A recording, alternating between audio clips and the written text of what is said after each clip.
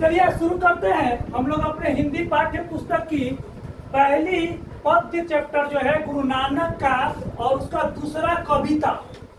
ये कविता है, जो नर दुख में दुख नहीं माने, जो नर दुख में दुख नहीं माने। ये कविता के द्वारा गुरु नानक देव जी महाराज क्या कहते हैं कि मनुष्य वो है जो दुख में बहुत ज्यादा दुखी ना हो। दुख में तो दुख सबको होता है, लेकिन दो तरह के लोग होते हैं। कष्ट पड़ने पर, दुख आने पर कुछ लोग बिखर जाते हैं और कुछ लोग निखर जाते हैं। दो तरह के लोग आते हैं ना। ऐसा किसी का लाइफ नहीं है दुनिया में, ऐसा किसी का लाइफ नहीं है जिसके लाइफ में कष्ट ना हो, जिसके लाइफ में कष्ट ना हो। सबके लाइफ में है, लेकिन कुछ लोग होते हैं कि थोड़ा सा दुख पड़ा, रोना बिलबिलाना चालू कर दिए। कुछ लोग क्या होते हैं, अपने प्रॉब्लम से लड़ते हैं, लड़ते लड़ते लड़ते लड़ते क्या होते हैं, सफल हो जाते हैं। तो वही बोलते हैं, गुरु नानक देव जी महाराज कहते हैं, जो नर दुख में दुखी न मान। क्या है वो इंसान, जो नर दुख में दुखी न माना, जो इंसान दुख में दुख नहीं मनाता है, यानी सामान्य रहता है। हमें कैसा रहना चाहिए, सामान्य रहना चाहिए। क्योंकि अगर आप अपना दुख को दूसरे के सामने प्रकट कीजिएगा, लोग उसको हरते नहीं है, उल्टा मजाक उड़ाते हैं।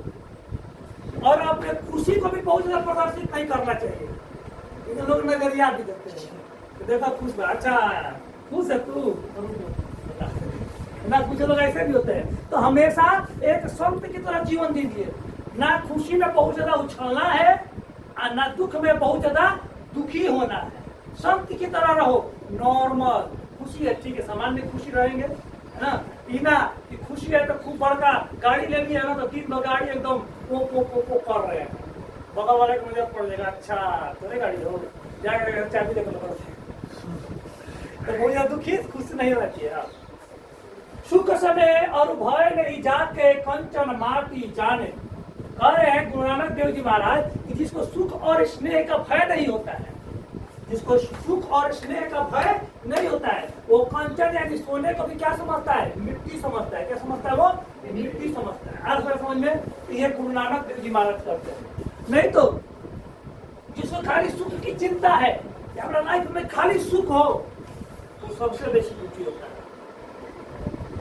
जो बहुत ज्यादा सुख के चक्कर में पड़ता है ना, तो दुखी भी बहुत ज्यादा होता है ना।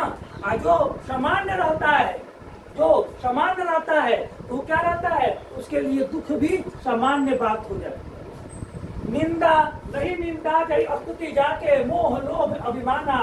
कैसा होना चाहिए हम लोग को, तो हमारे अंदर ना किसी के निंदा का कोई असर पड़ना चाहिए और ना स्तुति का कोई असर कर पड़ना चाहिए। नहीं कि कोई हमारे बारे में बुरा बोल दिया ना तो लड़ने चले जाए। कौवा कान लग गया तो लड़ दे, कैसे कान ले गया, पहले अपना चेक तो करो भैया कान है कि नहीं कान है। तो क्या होना चाहिए बता रहे। तो जब निंदा के चक्कर में हम लोग को नहीं पड़ना चाहिए कि कोई निंदा कर दिया तो आप क्या हो जाए, बौरा जाए, दुखी हो जाए, लड़ने भिड़ने पा जाए। कितना बड़ा इंसान है ना, कितना भी अच्छा कर लोगे ना, निंदा करने वाले आपको मिलेंगे ही मिलेंगे। और जितना ज्यादा अच्छा करोगे ना, उतना बेसी लोग निंदा करने वाले मिलेंगे। तुम एक आदमी का नाम बताओ जिसका लोग निंदा नहीं करते, एक आदमी। अपने दिल पर सोच बताओ, एक आदमी का ऐसा नाम बताओ जिसका लोग निंदा नहीं करता, एक आदमी जो सबसे बढ़िया हो, कोई नहीं है। अब अरे यार, लोग राम को नहीं छोड़े, लोग राम को नहीं छोड़े, तो हम लोग तो भाई कुछ है नहीं उनके पास। जब राम बन के और कृष्ण की तरह विद्वान बन के भी जो गीता ज्ञान दिए, उनको भी लोग नहीं छोड़े, है ना। तो हम लोग तो कुछ है नहीं है। तो कैसा रहना चाहिए, निंदा से कोई असर पड़ने वाला नहीं होना चाहिए। मोदी जी बोलते हैं कि मेरे अंदर एनर्जी कहाँ से आती है। वो लोग पूछा कि आपके अंदर इतना एनर्जी कहाँ से आती है, तो बोलते हैं कि लोग जितना मेरा निंदा करते हैं उसी से हमको एनर्जी आता है और अच्छा काम करना है। अगर कोई हमको कमेंट कर रहा है तो देखो कि कमेंट काहे कर रहा है। अच्छा ही काम को कमेंट कर रहे हो, लोग अच्छा का सुधार रहे। निंदक नियरे राखिए आंगन कुटी समय, है ना। कोई बुराई करे तो उसे भड़किए नहीं, पता करो बुराई को अच्छी कर, उस चीज को इम्प्रूव कर दो, है ना। वो तो फ्री का एडवाइजर है आपको। हाँ, निंदा निंदा नहीं, निंदा नहीं स्तुति जाके। दूसरा, ऐसा भी नहीं होना चाहिए कि कोई स्तुति कर दिया, कोई चापलूसी कर दिया तो पूरा खुश, तो करो बेअसर नहीं है। चापलूसी करने वाले के पीछे नहीं है। बहुत लोग होते हैं कि बेटा बेटा करके काम करवा लेगा, बेटा बेटी करके। अपन बेटा पढ़ रहा है घरे, ऐसा नहीं कि हर किसी के लाइफ में अंकल आंटी रिलेशन वाले होते हैं। अपन बेटा घरे पढ़ रहा होगा, तुमको बेटा बेटा करके पूरा समय में डुबा लेगा। होता है कि नहीं होता है ऐसा लाइफ में? बहुत लोग, हम लोग भी तुम्हें बड़ा था, हम लोग हम लाइफ नहीं तो देखे है ना, तो बेटा बेटा करके काम लोग भी करवाना शुरू कर देते हैं। तो ये ना कि कोई स्तुति कर दे तो पौरा दे, एक दो बार काम कर दे ठीक है, लेकिन देखो कहीं ऐसा तो नहीं कि फुला रहा है ना, तू बहुत लायक लड़का है, तू बड़ा अच्छा है ना, अब फुला के दूसरा को काम लगा देगा। ऐसे बहुत सारे रिलेटिव होते हैं, है ना। नहीं निंदा के स्तुति जाके, अब स्तुति मेरा समझ में आ गया तुमको, है ना। तो उसको महान आदमी कैसा होना चाहिए, अच्छा नहीं बनना चाहिए, निंदा और स्तुति को अंदर नहीं पढ़ना चाहिए।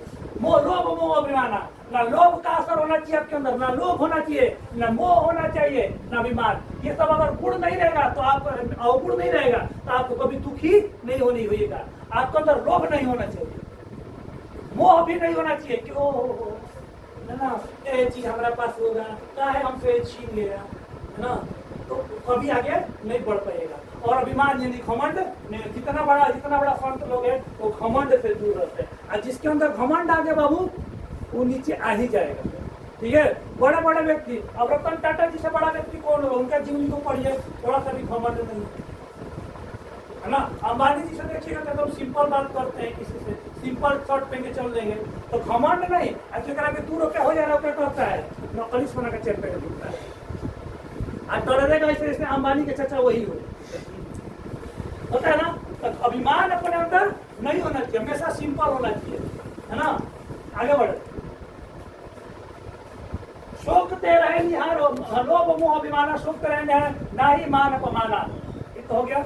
वो निंदा और शोक से क्या होते हैं, काफी वो दूर होते हैं, और मान अपमान से भी काफी दूर होते हैं। उसको मान अपमान से भी कोई असर नहीं पड़ता है। आगे चले, आशा मनसा सकल त्याग से जब से रहे निराशा। कौन लोग दुख में दुखी नहीं रहते हैं, कौन लोग दुख में दुखी नहीं रहते हैं, तो आशा और मनसा के त्याग देते हैं। होप को ही छोड़ दो किसी से, जिससे तुम देखो लगाव ही पीड़ा का कारण है, लगाव ही पीड़ा कारण है। जिससे तुम जितना ज्यादा भरोसा करोगे, जितना ज्यादा तुम लगाव रखोगे, लिख के रख लो, वही तुम्हारे कष्ट का कारण बनेगा। यही है, लगाव ही पीड़ा है, ठीक है। तो आशा मत त्याग के जल से रहे निराशा, यानी कि जो लोग ज्यादा किसी से आशा करते हैं, होप करते हैं, चाहत करते हैं, वही कष्ट का कारण बनता है, वही कष्ट का कारण बनता है। तो बहुत ज्यादा आशा किसी से मत कीजिए, आशा करना तो अपने आप से कीजिए। इम्प्रूव दूसरे के इम्प्रूव करे चक्कर मत पड़े, पहले अपना आप की इम्प्रूव करो। हम भी लाइफ में गलती की, इसलिए बता देते हैं। दूसरे को इम्प्रूव करने चक्कर मत करो, अपने को पहले इम्प्रूव करो, फिर दूसरे को देखो, वही है ना। वही बोले भले जमाना नहीं है। ध्यान तो अच्छा बात है तो किसका लोग सुनते हैं, जेकरा भी भरल रहता है, माल पानी भरल रहता है। और तुम दरिद्र हो, कमजोर हो, तुम अच्छा बात बोलोगे ना, लोग नहीं सुनने वाले। तो पहले अपने आप को परफेक्ट बनाओ, दूसरा से कोई आशा मत रखो। आशा मन हो गया, काम क्रोध जय परसे नाही तेही घट ब्रह्म निवासा। कौन लोग दुख में दुखी नहीं होते हैं, जेकर अंदर काम क्रोध नहीं रहता है, उसके अंदर ईश्वर रहते हैं। अब काम की भावना क्या है और क्रोध तो सबको समझ में आ रहा है। गुस्सा क्रोध वो अग्नि है जिस लकड़ी में रहती है उसी को राख कर देती है। क्रोध वो अग्नि है जिस लकड़ी में रहती है उसी को राख कर दे। जिसके अंदर भी क्रोध रहा है बाबू, वो अपन विनाश अपने किया है, बनना रहा ना। इसलिए जितना भी बड़ा इंसान देगा वो ठंडा दिमाग से सोचता है, ठंडा दिमाग से सोचता है। शिक्षित व्यक्ति ठंडा दिमाग से सोचता है। तो क्रोध से दूर रहिए, कि क्रोध आप ही का दुश्मन भी है ना, ऐसे मत किसी आगे मत मारो, सोच के मारो। बेटा तुमको ऐसा जगह मारेंगे ना तो तुम्हारा था नहीं लगेगा। ये चालाक आदमी क्या है, अब बुर्कबक आदमी क्या करता है, लड़ जाएगा। आज देखा रहता वो लड़ गया, तुम अकेले लड़ने चल गया और 10 रुपये तैयार रखा था। तो क्रोध नहीं करना चाहिए, क्रोध नहीं करना चाहिए। कोई तुम्हारा बुराई करे तो क्रोध मत करो, और अपने आप को इम्प्रूव कर दो, है ना, इम्प्रूव करो, लड़ने मत जाओ उससे, इग्नोर कर दो, क्रोध नहीं करना चाहिए। ऐसा दो तरह का जीवन, आपके पास दो तरह की समस्या है, लड़के लोग या लड़की लोग, आप लोग भी अभी तो टीनेजर में मम्मी पापा को पूरा आप लोग रौब दिखाते हो, चूंकि हो पूरा, बहुत लोग होते हैं मम्मी पापा रौब दिखाते हैं। दो कंडीशन है आपके घर में, मम्मी पापा के पैसे कमा के खिला रहे हैं उधार पे, एक खाना में थोड़ा सा नमक कम पड़ गया, दाल दिए मम्मी, दाल चावल सब्जी दिए, दाल में भी नमक कम पड़ गया, सब्जी में भी नमक कम पड़ गया। दो तरीका है, एक तरीका है बोलो कि मम्मी नमक दे दो, नमक लिए, नमक डाले, चुपचाप खा लो, होता है ये दो।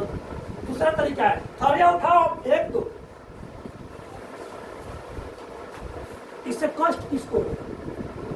सबका दिमाग खराब हो आपके एक एक्टिविटी से, आपके एक क्रोध भरे काम से मम्मी का भी दिमाग खराब हो गया, आपका भी दिमाग खराब हो गया, और 2-3 दिन घर का माहौल भी खराब हो गया। समझ में आना? तो छोटा छोटा बात अगर समझ कर रिएक्ट करोगे ना, क्रोध नहीं करोगे, तो जिंदगी में हमेशा घर में खुशहाली रहेगी। जिसे घर में लोग क्रोध करने वाले होते हैं ना, उसे घर में कभी खुशहाली नहीं आती। लड़ाई हमेशा छोटी छोटी बातों पर ही बढ़ती है। समझ में आ रहा है ना? तो क्रोध से दूर रहिए। दूसरा है काम की भावना। काम क्रोध जय परते नहीं, घट ब्रह्म निवासा। काम की भावना क्या है? काम की भावना है विपरीत लिंग के प्रति आकर्षण, है ना, विपरीत लिंग के प्रति आकर्षण। पुरुष है तो महिला के पीछे, महिला है तो पुरुष के पीछे भाग रहा है, तो ऐसा लोग अपन नाश करवा के मानते हैं, वो तो और सबसे खतरनाक है। ठीक है, आगे बढ़ते हैं। कौन लोग दुख में दुखी रहते हैं? गुरु जी क्या बोलते हैं?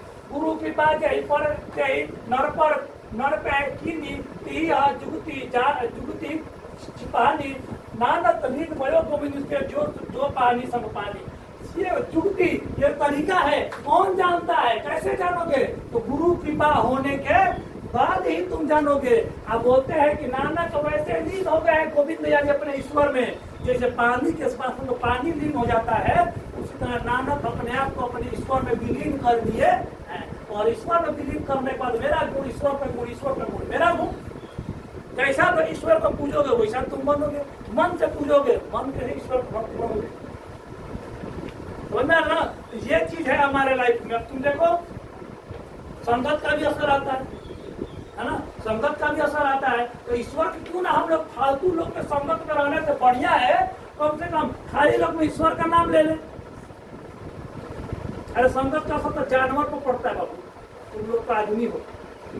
सबसे शार्प माइंड पूरा वर्ल्ड में, पूरा ब्रह्मांड में सबसे शार्प माइंड।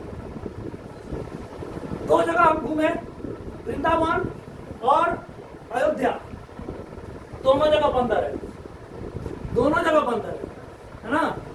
अयोध्या के बंदर कभी किसी को छीनते हुए नहीं देखोगे। अयोध्या के बंदर राम जी की तरह है, मिल गया तो कुछ खा लिया, नहीं किया तो भैया राम था। अच्छा जब तुमको वृंदावन मथुरा में तब कृष्ण जी वाला हाल है, छीन लेगा चश्मा, और जब तक फ्रूटी ना दोगे तब तक कुछ देगा नहीं, कुछ नहीं चाहिए, फ्रूटी चाहिए, मन बना करेगा फ्रूटी मने फ्रूटी। समझना है ना? तो वो भी संगत का असर पड़ गया है। वो ऐसा प्रभु के चक्कर में गया है ना जो खुद चंचल है, उस प्रभु के चक्कर में है वो जो खुद चंचल है, और उस चंचल प्रभु के सेवा में वो बंदर और चंचल हो गया है। और राम जी के सेवा में जो बंदर लगे वो बेचारे एकदम सीधे साधे, मिल गया तो ठीक है, ना मिले तो राम मिले। संगत में कितना असर एक जानवर को पड़ रहा है, ईश्वर का असर। हम लोग तो बहुत कुछ है, ठीक है, बस इतना ही। और ये आप लोग को समझ में आया तो बहुत बढ़िया। आगे भी इस तरह का पूरा वीडियो आप लोग को आपको यूट्यूब पर मिलते रहेगा। चैनल को सब्सक्राइब करें, 9-10 का पूरा वीडियो आपको मिलेगा। धन्यवाद।